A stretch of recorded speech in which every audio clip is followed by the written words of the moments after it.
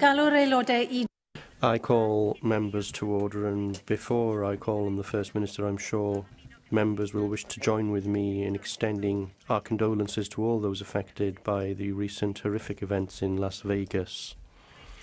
The first item on our agenda is questions to the First Minister, and the first question is from Joyce Watson. Will the First Minister make a statement on how Wales has gained by being an ethnically diverse country? Yes, throughout our history, Black, Asian and minority ethnic people have brought skills and entrepreneurship to Wales, and as we celebrate Black History Month, the theme, Our Stars, Our Future, Our History, supports our ambitions within prosperity for all, because we know that a prosperous Wales needs diverse, creative, highly skilled and adaptable people. I thank you, First Minister, for that answer. And last week I was delighted to attend and speak at the launch of the 10th Welsh Black History Month. Events which are held throughout October help us to reflect on the rich heritage of Wales and the diverse makeup of its people and their contribution to shaping Wales. And it gives us an opportunity as a parliamentary body to reach out to Black and minority ethnic people and encourage them to become engaged with us and the work that we do. As you know, First Minister, our next Assembly Apprenticeship Scheme will be launched next year. And can I ask you, therefore, what steps that the Welsh Government are taking to help to promote applications from Black and ethnic communities?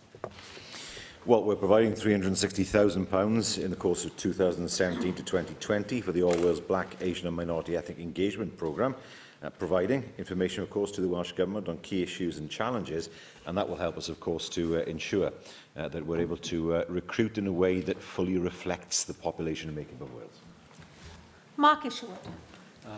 Well, 3 weeks ago, I attended a meeting in Wrexham with the Polish ambassador from London, the Consul General from Manchester, council representative, various agencies in attendance, and of course representatives of the Polish and Portuguese communities, talking about how we could develop a contact centre. And in this case, the Polish consul talked about the Polish Business Council, or Polish community business clubs, possibly being able to raise the funding to access this, but we need somebody to facilitate a way forward, tackle the barriers that people in these communities are continuing to face, and also, in consequence, reduce pressure on statutory services. How could the Welsh Government help facilitate progress in this area? Well, we look to work, of course, through our engagement with the different communities, through the various fora that we have, and also, of course, to work with the Polish ambassador and Polish diplomatic representatives in the UK.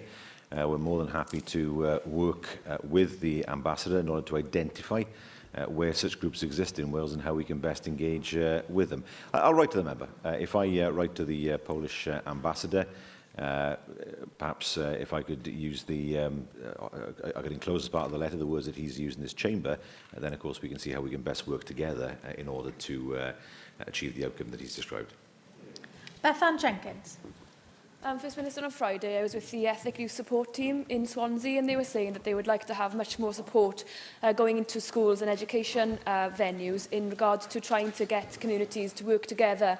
And so in one school, they had a white girl wearing a hijab, and she walked down the street, and then she came back and she said how different she felt she'd been treated because she was just wearing one piece of headwear that was different to how she would usually dress. And I think these types of things would help children who've never been introduced to other communities or other ethnicities in their lives to try and understand how it is to live in those everyday experiences. So I was wondering if you were able to speak to them. I know they work closely with the Welsh Government in providing them with additional resource to go and do this in other schools across Wales to make sure that when we start at a young age, those potential problems may be alleviated by starting as early as we possibly can.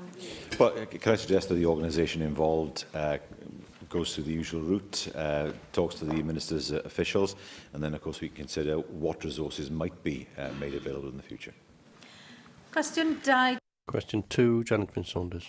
Is-deitlau. Will the First Minister make a statement on patient advocacy services in Wales? Yes, we're committed to providing effective patient advocacy services in Wales.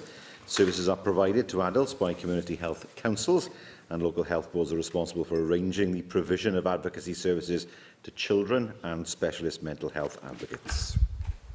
Thank you. During our debate recently, your Health Cabinet Secretary was very much in favour of abolishing community health councils and replacing with a new body. Now, this is despite an inordinate amount of public objection. How ironic then, First Minister, that in my most recent correspondence with the Cabinet Secretary regarding a problematic constituent case, he has had the audacity to suggest that I recommend to my constituents approaching their CHC, in effect passing the buck for the shortcomings of his and your health service. First Minister, would you not agree with me that this is rather duplicitous of the Cabinet Secretary? And would you also place on record your acknowledgement and support of the work that the community health councils and their volunteers have carried out on behalf of our patients as an advocacy service over many years? Duplicitous. That's the word of the day, isn't it? We had that yesterday from the Secretary of State in his widely ignored speech. I don't accept at all that the Cabinet Secretary has been in any way duplicitous at all. I mean, of course, he would refer a constituent of yours to an independent advocacy service. That's what exists under the current structure, and that's what will exist in the future, an independent service. The Minister cannot be, by nature, independent. So I think the answer he's given to you is absolutely correct, that if your patient needs advocacy, it is right that that advocacy service should be independent. It's right, then, that the community health councils, as they provide that service at this moment in time, and we look to see, of course, what the responses will be to the white paper, that your constituent, I believe, has been given the right advice based on what you've told me in the chamber today. Rhiannon Passmore. Diolch, Llywydd. First Minister, the Welsh Government in January 2017 announced Veterans and Armed Forces Champions of Health Boards and NHS Trusts in Wales. The Aneurin Bevan Health Board that covers my constituents in Is-deitlau named Brian Moby as the champion. Congratulations to him.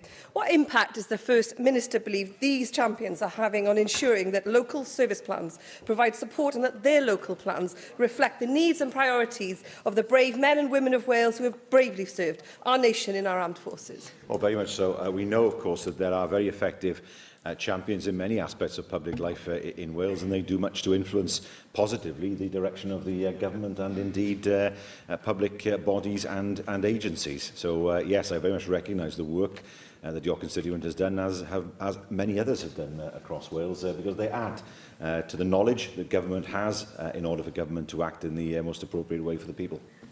Caroline Jones. Diolch, Llywydd. First Minister, an independent patient voice is vital, particularly for those who can't make themselves heard.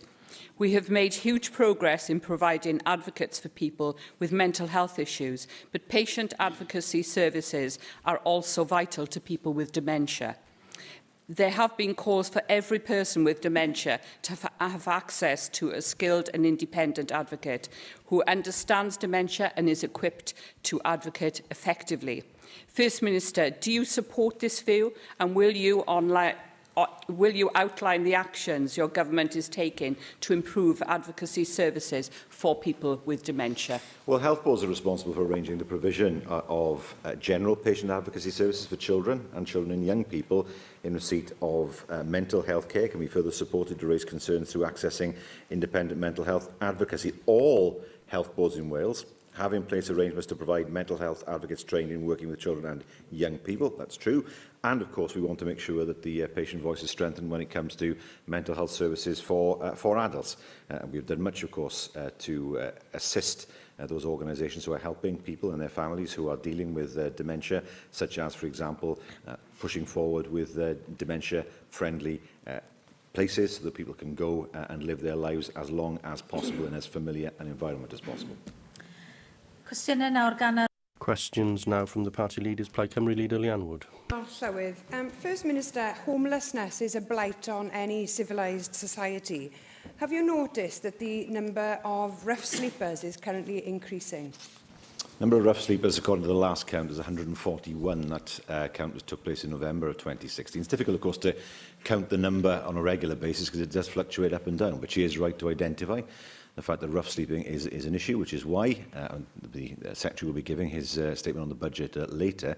We will be looking to provide all the resource that we can in order to alleviate the problem.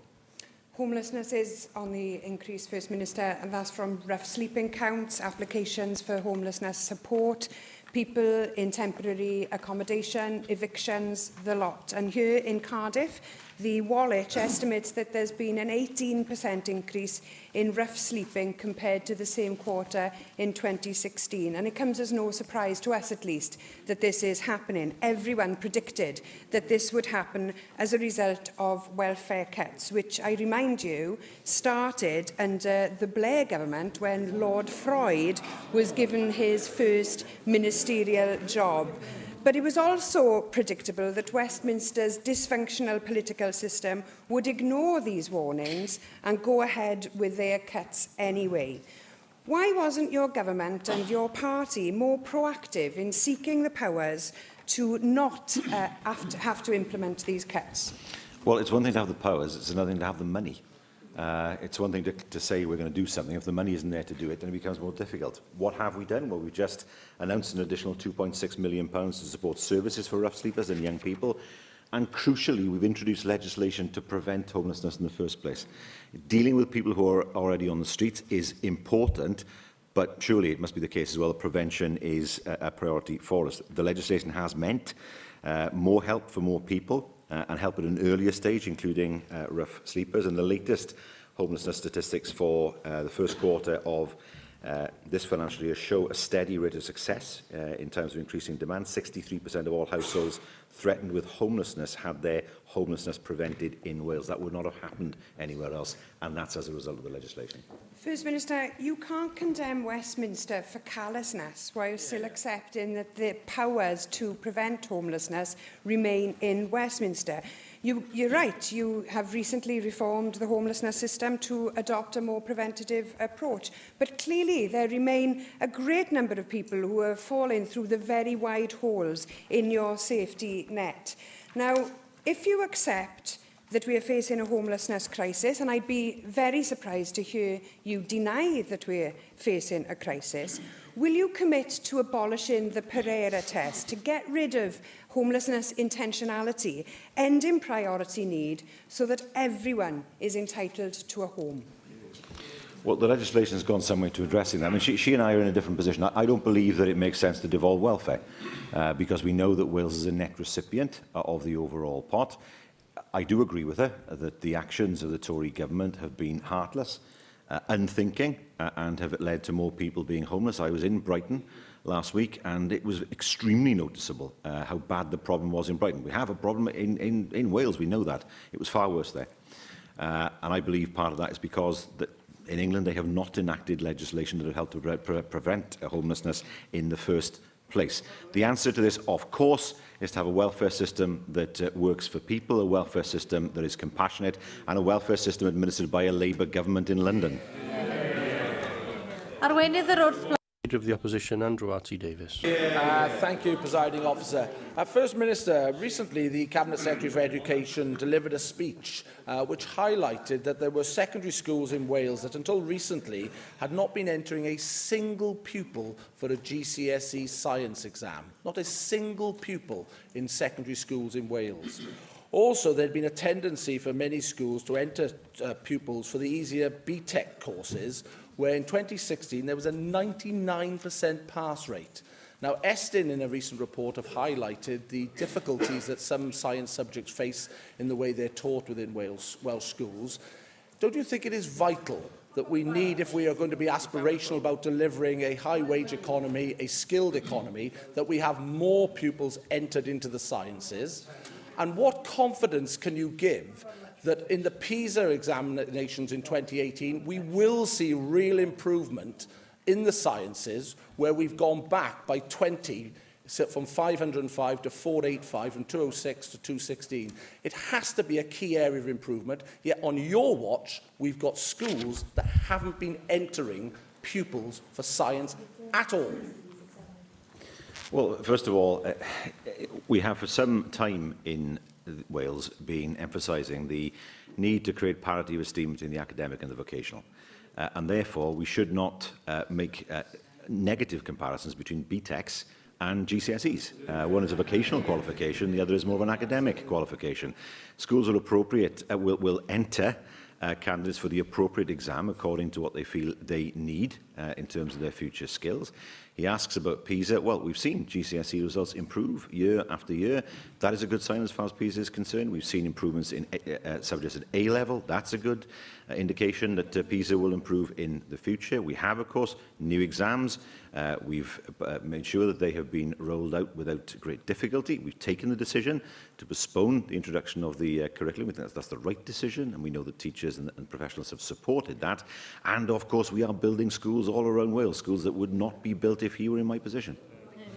First Minister, that was a pathetic answer. On your watch, on your watch, on your watch, we have had secondary schools in Wales, and these aren't my comments because we can't get the data. We've applied to the Welsh Government to have the data that the Cabinet Secretary based her speech on. Here's the speech. The speech is here. It's her remarks, not my remarks, that says how shameful it has been that under your government we have had secondary schools not entering a single student for science GCSEs. Not A-levels, GCSEs. How on earth can you defend that when you've been First Minister for 7 years? These are the remarks of your Cabinet Secretary, not mine. So how can we have confidence that we will see the improvements we need in the STEM subjects when we've had such a laissez-faire attitude from your government? That was a response worthy of the Secretary of State for Wales, and that's not a compliment, by the way. The reality is the system has been changed. We've just introduced, of course, the new GCSEs. That has happened. So far from sitting back and doing nothing, we're encouraging schools to enter pupils for GCSEs and other qualifications, and at the right time.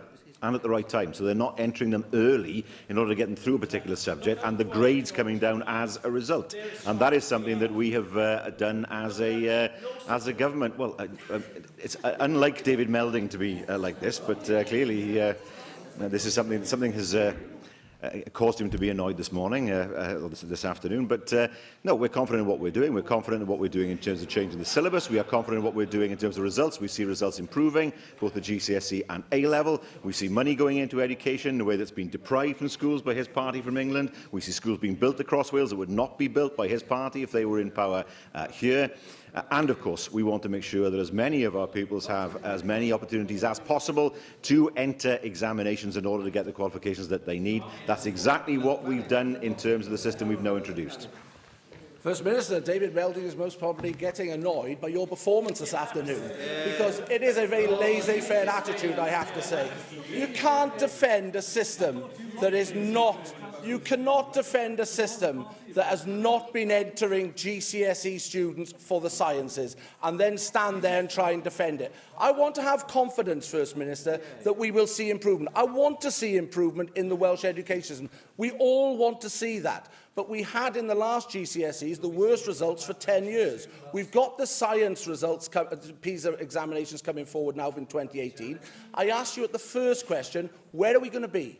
Give us an indicator of where we're going to be. Just give us something to come out of this First Minister's questions where we can mark your homework as to where science will be in 2018. Science entries are up.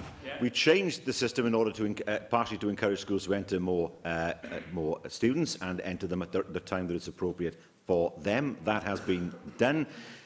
He talks about the worst GCSE results for 10 years. I do not recognise that if you compare like with like. If he thinks that things are rosy in England, I suggest he has to look at what happened in England with the system there, and he makes that comparison from time to time. Look, we will make sure that the education system is properly financed according to the settlement we get from him and his government. If he wants to see more money into education, can I suggest he actually lobbies, because he's more effective than his parliamentary colleague, lobbies his colleagues in London to get more money into education across the UK and particularly to Wales. We could do a lot more with a fairer settlement. £1 billion bunk to Northern Ireland, not a word from the party opposite, not a word. Let's see Wales get the same fair play, and let's see if the Welsh Conservatives can stand up against their colleagues in Westminster. Arweinydd Group. Leader of the UKIP Group, Neil Hamilton. This afternoon, Yes, I knew that the chamber was circular, Claire. I didn't realise it revolved as well. This afternoon we shall hear the outline budget from the Finance Secretary, but his room for manoeuvre is obviously limited by the nature of the funding of the Welsh Government. 92% of the money which the Welsh Government spends currently comes from the United Kingdom Government by block grant. So the success of the Welsh economy and the ability of the Welsh Government to spend depends crucially upon the health of the UK economy, which in turn depends crucially upon the economic policies of the government at Westminster. Does he think that the consequences for Wales of the kind of spending plans which Jeremy Corbyn outlined last week in Brighton would, in the long term, benefit the Welsh economy? They've been added up to about £312 billion. It must be one of the most expensive speeches in human history. That's £4.15 billion per minute, £69.3 million per second. Such a speech programme would actually bankrupt the UK economy, and that could be nothing less than disastrous for Wales. It has never been cheaper to borrow. In 1945, a government came to power in the UK, presiding over a wrecked country and a wrecked economy, with far less money at its disposal. Yet it managed to create the National Health Service, managed to put industry back onto its feet. It managed to ensure that people's standard of living began to rise. It dealt with a country that had been destroyed because of the effects of war. If they can do it, then a Labour government can do it now. We've had 7 years of austerity and nothing has changed for the better. It's got worse and worse and worse. 7 wasted years. It's time for a change. I don't want to debate economic history with the First Minister, but immediately after the war, we did, of course, have the Marshall Aid programme, and actually there was a very substantial reduction in the proportion of debt to GDP during the course of the Attlee government from 1945 to 1951. When Tony Blair came to office in 1997, the national debt stood at £359 billion, and in his first term of office, he actually reduced it further. In 2001, that was reduced to £317 billion. And then Gordon Brown turned on the spending taps, and we all know what happened with the financial crisis in 2008. The national debt now stands at nearly £2 trillion, and we're spending every single year £56 billion on debt interest alone. If the Welsh portion of that debt interest, which would be 1/20th, that's about £2 billion a year, was available to the Welsh Government to spend on the health service, social care, education, or whatever, Wales would be very much better off than it is now. All governments have to borrow. There are very few governments that don't have to borrow, usually those that are oil-rich. The reality is you borrow to invest.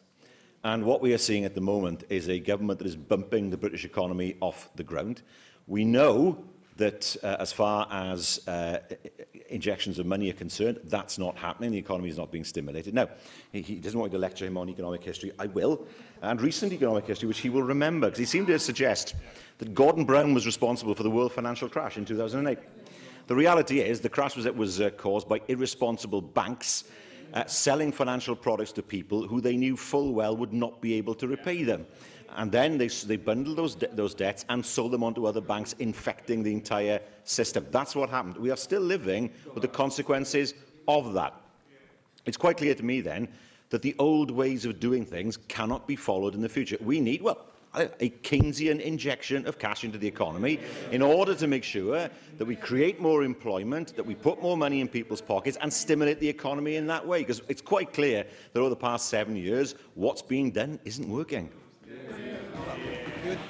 You would think from what the First Minister just said that there hadn't been a Labour government from 1997 to 2008 and the Chancellor of Exchequer was not Gordon Brown in charge of banking regulation, whereas we know that he believed in a light-touch regulation of banking, so he was a contributor to the financial crisis, which ultimately engulfed him. But Jim Callaghan knew what it was like to cope with a financial crisis, because I'm sure the First Minister will remember very well in 1976 he appeared at a rather different kind of Labour Party conference and said, we used to think you could spend your way out of recession and increase employment by boosting government spending. I tell you in all candour that that option no longer exists, and insofar as it ever did exist, it only worked on each occasion by injecting a bigger dose of inflation into the economy, followed by a higher level of unemployment as the next step. Jeremy Corbyn, if he ever never did learn that lesson seems to have forgotten it, and his role as a kind of moth-eaten Santa Claus dipping into a bottomless bag of presents to dish out to gullible children is not the way forward for any sensible or realistic political party which has any designs upon holding the highest offices in the land. We have revealed to us this afternoon the UKIP strategy for dealing with appealing to young voters. You are all gullible children, is the way that they're going to be described in the future. So I can't see many of them voting UKIP in the future. In the 1970s, there were particular challenges with stagflation, as he should remember, because of the soaring price of oil as a result of the 1973 oil crisis. That knocked the usual economic cycle out of sync, and as a result, we saw rising unemployment and rising inflation at the same time, meaning that the traditional way of injecting money into the economy to deal with high unemployment. I can give the leader of the opposition a lecture on economic history if he wants. He knows next to nothing about it. And so the circumstances of the 1970s are very different. But what I can say to him about 1976 is a statistic for him. 1976 was the time in history when Britain was most equal. Since then, the Tories have made it more and more and more unequal, and that's what a Labour government will change. Question 3, Lyned Morgan. Will the First Minister make a statement on poverty among young women in Wales? Well, young women are more likely to be represented in single-parent households and part-working households, which are more at risk of living in poverty. We are providing a range of support to build prosperity by helping them overcome barriers to employment and to maximise their employability and access decent, well-paid work. Minister will be aware that last week in Labour Party conference, Angela Rayner, the Shadow Education Secretary, suggested that a new Labour government would commit to ending period poverty in schools. Does the First Minister have any intention of introducing such a measure in Wales? Yes, I did note the announcement. It is something I know that we will look at as a government to see how it can be dealt with in the most effective way. But it is a concept that needs to be examined very closely in order to make sure that it can be dealt with effectively in Wales. Susie Davis. Diolch, Llywydd. First Minister, last week I visited Severn Trent's testing labs in Bridgend. You may all know them already. And most of the senior team there were women. I mean, they weren't educated recently in Wales, I'm afraid, so it doesn't help you on Andrew's question. But even so, it is a great example of women getting into good STEM careers. They're also a good example of when a facility where you would normally expect a degree level of education, their interest is now turning to the FE sector to see whether students from there can be brought into appropriate roles. And as we know, people from poor backgrounds tend to use FE a little bit more. Welsh Government announced in January that the Chief Scientific Officer for Wales was setting up an internal working group developing the Talented Women for a Successful Wales report findings. So I'm wondering whether you can provide us with an update on that to see when we might be seeing some results on the back of it. I will write to the member with a date as to the publication of that document. In terms of the pumping station, I'll be there on Friday, so I'll be able to hear firsthand what they have already said to her. Sian Gwenllian. Mewn llythyr In a letter to the Chair of the Equality, Local Government and Communities Committee on the 17th of July, the Cabinet Secretary for the Economy said this: "It would not be wise to publish a national action plan for poverty." Isn't this an entirely shocking statement? No particular action plan, no targets for the mitigation of poverty, no monitoring, because there is nothing to monitor, despite the fact that over 30% of children live in poverty in Wales. Do you agree with me that this is a clear sign that this Labour government has turned its back entirely on poor families in Wales? No, the answer is the answer to that, because poverty is something which is being dealt with across government. It just doesn't come under the portfolio of one minister, because we know how important it is. If you look at what we published last week, then it's obvious that we consider poverty as something which it's vital that we resolve in Wales. And the way of doing that is to ensure that people have the skills that they need, that they have the opportunities that they need, and that they can have free childcare. And that's something that we put in our manifesto in the election, and we're moving forward to act on that, and that there are jobs available to them that are well paid. We don't have every lever within our grasp, because we know that there is much around employability and payment that is in the hands of the United Kingdom, but we must ensure that we can do everything possible in Wales in order to address poverty. Pedair. Diolch, Llywydd. First Minister, the Child Poverty Action Group has identified very early on that the way that universal credit is structured poses a real risk to the financial autonomy of women in the household. It actually undermines their ability to be autonomous and to have their financial independence. We now know from Citizens Advice Cymru that some people in the pilot areas, some women, are giving up work due to childcare issues as a direct result of the design and the rollout of universal credit as it is. And we now know, of course, this week, according to the government's own figures, that over 80% of recipients of universal credit that is being rolled out are now falling into rent arrears. The government's own pilot areas are showing it is an unmitigated disaster, and it is driving young women, but also all people, into poverty. Could I ask the First Minister what further representations he can make to the UK Government, because the impact in all of our communities is going to be significant? Well, we'll continue to make those representations, but we'll have to get in a queue. I mean, their own MPs are saying that the rollout should be stopped. If I could sum up the attitude of the Conservative Government, it's this. Lessen the financial burden on the rich, cut tax, and increase the financial burden on the poorest, getting rid of tax credits, the bedroom tax, universal credit. And we know, of course, that on top of that, they do these things incompetently. And that's what the current rollout of the universal credit is doing. The Leader of the Opposition finds it funny.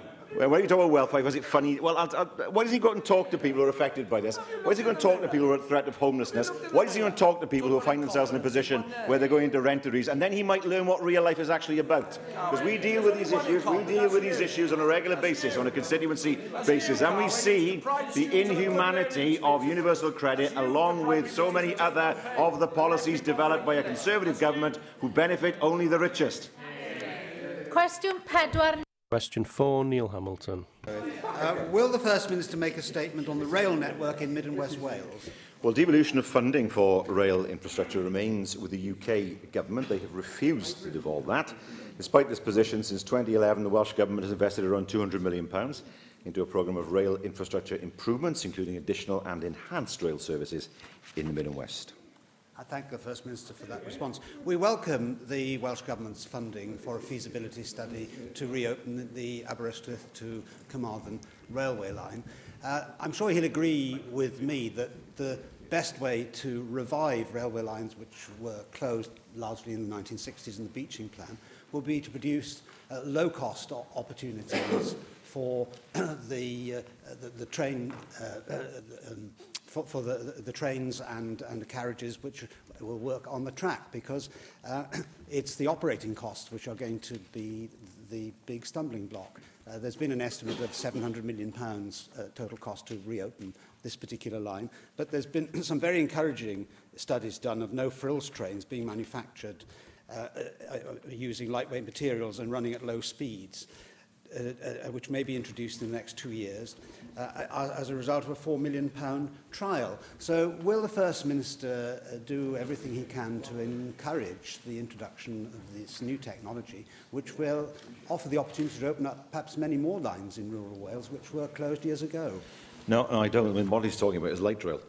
It's a model that's used for suburban rails and for short journeys.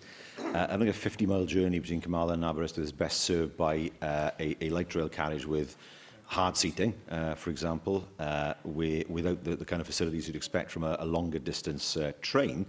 And of course, with light rail, you end up in a situation where it's true it's cheaper because the signalling requirements are not the same, for example, but the comfort levels are way, way lower. And I don't think people in the west of our country should have a train service that is far less comfortable than would be expected along an equivalent route in England. If we're going to move forward, it's a significant challenge. I don't underestimate it. A significant challenge and a significant cost to reinstate the Aberystwyth to Carmarthen line.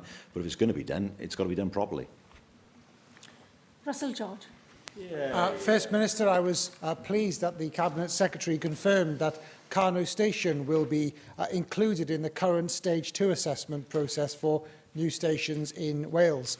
A petition will also be submitted to the Assembly tomorrow from the Carno Station Action Group, 10 years after the first petition, urging the government to reopen Carno Station within a 5-year timescale. Now that the Cabinet Secretary has announced that Carno will be considered, will you outline what the next steps are during this process? And do you feel that 5 years is a realistic timetable for the reopening of Carno Station? Yes, I mean, just to inform them, the next stage is that, as he knows, the Cabinet Secretary has decided to include Carno in the current round of Stage 2 assessments. What does that involve? It involves obtaining information from Network Rail on deliverability and operational considerations on the prioritised stations. In addition, a standard assessment model is being run to assess the anticipated demand at the proposed stations as well. I know that the Cabinet Secretary has asked officials to engage with the Action Group as part of the Stage 2 process, so that's where we are now. But he will know, of course, what our intention is. There are many unknowns when you deal with Network Rail. It's not always clear what the challenges are. We've found that in the past where problems have been identified that were not known at the time that an announcement was made, but it is our intention. He will know to reopen Carno, pending, of course, the assessment. Simon Thomas. Thank you, Llywydd.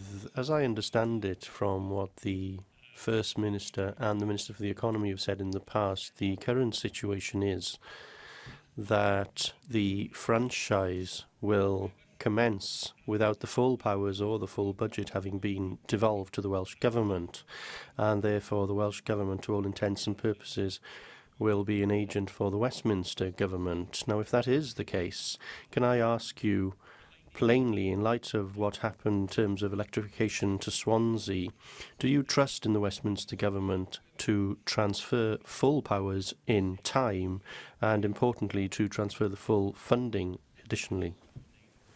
If they don't do that, we won't be able to move forward. It's as plain as that.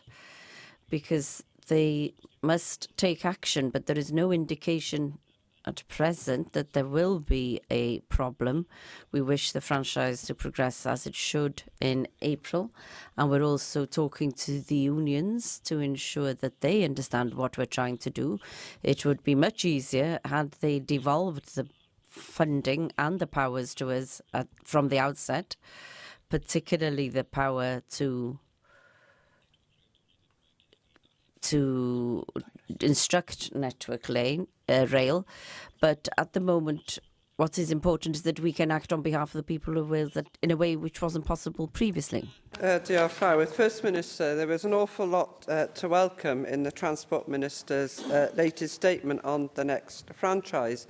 And what was particularly welcome was the commitment to keep a guard on every single service, something that people have campaigned quite heavily to see, and they welcome it. The other commitment was that the new rolling stock should be maintained by workers, ideally here in Wales. And very recently, I had a tour around the investment that's been made in the Machynlleth depot and met some of the 33 highly skilled employees that reside there and work there. So, going forward, First Minister, can I ask that we will do all that we can to ensure a positive future for that we've already invested in both Machynlleth Station and the people who work there? Absolutely. If I remember rightly, Machynlleth had a depot. It did in the 80s, then it closed, then it reopened. Because it was needed, clearly, to the service trains on the Central Wales line and, of course, on the Cambrian coastline. So, yes, we want to make sure that not only we keep a network of depots, but we increase the number in the future, because we know that there will be new rolling stock, there will be new modes of transport that we will look at, and it's important then that the equipment is maintained in Wales as far as possible. Question 5, David Rowlands. Question 5, David Rowlands. Will the First Minister outline how the Welsh Government measures the success of its wealth creation policies? Well, it's important to consider the performance of the Welsh economy using a basket of indicators, not look at one individual measure. And, of course, Prosperity for All shows the way forward. The plans that will follow will provide greater detail.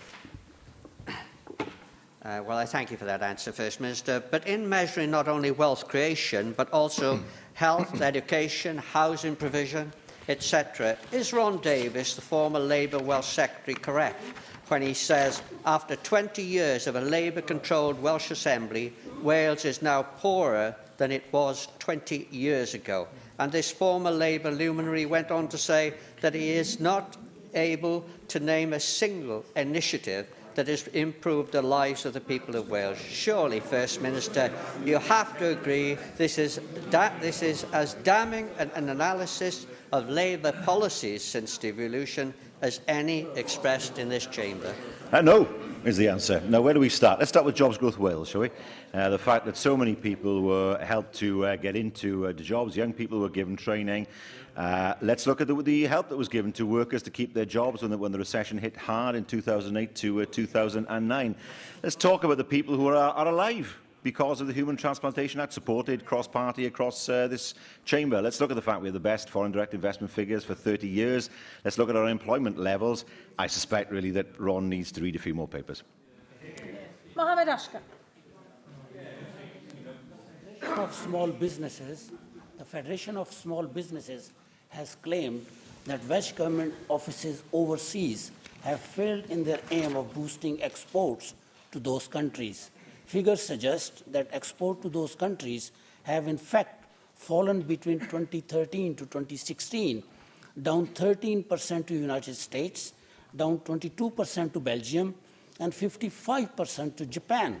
First Minister, what plan does the Welsh Government have to review the effectiveness of its overseas offices in boosting trade with the countries in which they are located?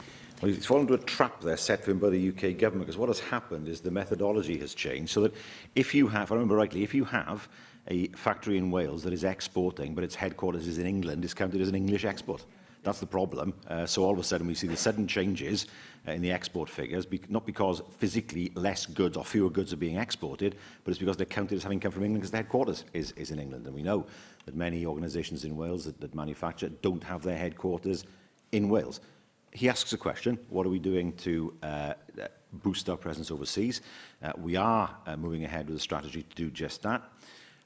The balance that has to be struck is between, do you boost an existing office or do you open a new office? Now, we commissioned work from PPIW that gave us information as to how we should approach that, and over the next few months, members will hear of new office openings and, of course, boosting of staff abroad in order to make sure that we boost our presence, working quite often with DIT, in fact, most often with DIT, but in those markets where Wales has a strong presence and needs to strengthen its presence in the future. Adam Price. Isn't it true, though, First Minister, that despite what you said about unemployment levels, and that is welcome, they dipped below the UK average for a period in the early 90s as well, didn't they? But the problem is, in terms of income, in terms of prosperity, you can choose any number of a basket of indicators, whether it's average earnings, household disposable income, GVA per capita, income per hour worked, etc. We have gone backwards compared to where we were at the beginning of devolution, and that wasn't what was promised. So where are we going wrong, and what is the indicator? How are we going to measure the hopefully success that will come at some point in the future? Well, it's not just we've gone backwards, that people are somehow poorer than they were. What is correct to say is that as our GDP, if you want to measure GDHI as well, has gone up, it has not improved at the same rate as other parts of the UK. I think that's the accurate description. You asked the question, what do we do about it? The heart of it all is skills. It's skills. What happened at the beginning of devolution is we did see a lot of those businesses who I think came here because of the money, who provided unskilled work, they left. They went to Hungary. It happened, business in my own constituency went to Hungary, they went to lower cost economies because that's all they wanted to do, was to manufacture cheaply. Now, we can't play that game, nor should we try and do it. So the focus now heavily is on skills. One of the questions we've always been asked by overseas investors is, have your people got the skills that we need in order for us to be able to function in Wales? And increasingly, of course, the answer is yes. We work very closely with FE colleges, we work with our universities in a way that 10 years ago wasn't happening. Our universities were not interested in working towards economic development at that point. They saw themselves purely as academic institutions. In fairness to them, they've changed. It will take some time for the fruit of that work to come through, but we are seeing investors coming into Wales now that bluntly wouldn't have come 20 years ago. high-end investors who are paying more in terms of the jobs that they create. What's key now is to keep on moving on that track, not just in terms of FDI. He will make the point, I understand, in terms of encouraging SMEs in Wales. It's not a question of one or the other, and that's exactly what we want to do as well. And working again with the universities and others, making sure that young entrepreneurs who have good ideas get the support they need to put those ideas into practice. Increasingly across Wales, we are now seeing those businesses starting to be created and to grow. Cwestiwn 6. Question 6, Hefin David. Will the First Minister make a statement on the implementation of Qualified for Life Curriculum for Wales, or Curriculum for Life? Well, on the 26th of September, the Cabinet Secretary for Education launched Education in Wales, our national mission. That reaffirms our commitment to building a transformational curriculum in order to deliver a better education system for Wales. And I broadly welcome the Welsh Government's approach to implementing the recommendations of Professor Graham Donaldson. But members will be aware of Professor Donaldson's comments that were reported by the BBC this morning, in which he remarked that progress remained good, but also cautioned against any loss of momentum in the whole dynamic of this reform. What discussions has the Welsh Government had with Professor Donaldson with regard to the changes that were announced by the Cabinet Secretary for Education last week? And what would be the First Minister's response to Professor Donaldson's concerns about a potential loss of momentum? Well, Professor Donaldson actually oversees the implementation board. He agrees that we've made the right decision to introduce the curriculum as a phased rollout rather than a big bang. The approach will mean that all schools have the time to engage with the development of the curriculum and be fully prepared, of course, for the changes. OECD have already said that we need to continue our drive to create a curriculum for the 21st century, and that's what we will do, but at the appropriate pace. Darren Miller. First Minister, while we welcome the postponement of the implementation of the curriculum, one aspect which still concerns us is the fact that secondary schools will be required to deliver two curricula, should I say, for pupils in those schools for a period of 5 years.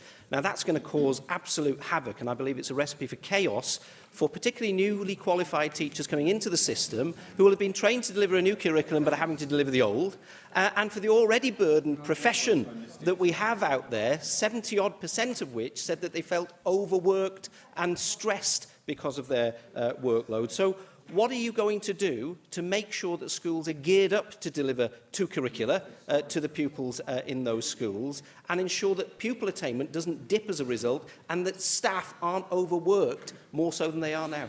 Well, if that was a concern, then the teaching unions wouldn't support this, but they have. They have supported the phased implementation. Teaching skills are transferable. It's not a case that somebody is trained to teach a particular curriculum. They have teaching skills that they adapt according to the curriculum that's before them. And it's hardly unknown, of course, for schools to teach different curriculums at the same time. When the national curriculum came in, schools had to gear up for that. So there was often overlap at that point. Foundation phase was the same. I mean, my father worked in education in the 80s, and I can tell you, things used to change almost on a half-yearly basis that the teachers had to deal with. So obsessed were ministers at that time. They weren't Welsh ministers. They didn't have control over education then, over the syllabus. Teachers found themselves having to satisfy the whims of ministers who wanted to change things all the time. Now, that surely is not the best approach. It's hugely important that we don't introduce a curriculum until the profession is ready. They've indicated they're content with this approach, and that is why we've taken the approach that we have. Question 7, Llyr Griffith. Question 7, Llyr Griffith. Will the First Minister make a statement on nurse recruitment in North Wales? Betsy Cadwallader University Health Board, supported by our Train, Work, Live campaign, is actively recruiting additional nurses.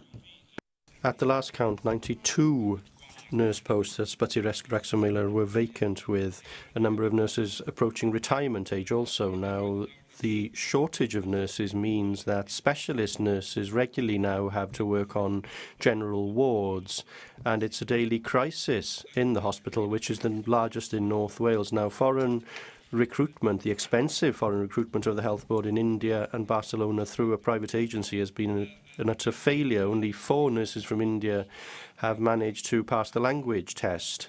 So, given the failure of your government to plan the workforce over a number of years, and having placed Betsy Cadwallader in special measures over 2.5 years ago now, do you take responsibility for this awful situation? Well, we see that things are improving. For example, there's been an increase in the number of nurses training in North Wales, and that figure is now higher than any year over the past decade. And so we have invested in recruitment and, of course, in training. And that means that there's been an increase of 13% in nursing places in Wales over this financial year, and we put a £95 million investment into training, and that means that 3,000 new students can now study healthcare programmes in Wales. And so, of course, it is challenging, of course, because people don't wish to come to the United Kingdom any longer because of Brexit, and they feel that they wouldn't be welcome. And, of course, that is something which happened last year. But in order to deal with that, we understand that we need to train more nurses in Wales, and that is why we've seen a significant increase in the numbers being trained. Finally, question 8, Lee Waters. First Minister made of the Future Generation Commissioner's submission to the M4 public inquiry. Well, of course, the submission is welcome. It's important that the public inquiry is open and detailed, and that, of course, is what is happening at the moment. Thank you. In its evidence to the M4 public inquiry, the government acknowledged that a new motorway will inflict long-term harm, but this will be outweighed by the short-term economic benefits. The government's own independent advisor, the Future Generations Commissioner, has now said that this is incompatible with the well-being of the Future Generations Act. The watchdog of the Act says that these trade-offs are no longer lawful in Wales. Would the First Minister agree to set up an expert group to quickly design a solution to the congestion on the M4 that is compatible with a law that we passed? Well, that is precisely what's happening now, because we have got an independent inquiry that is looking at the M4. It was designed to be as broad as possible, so it didn't just look at one particular scheme. That's what it's doing. And so it's important that that inquiry is able to report dispassionately and independently, considering all the evidence before it. Diolch i'r Prif Weinidog. Thank you, First Minister. The next item on the agenda.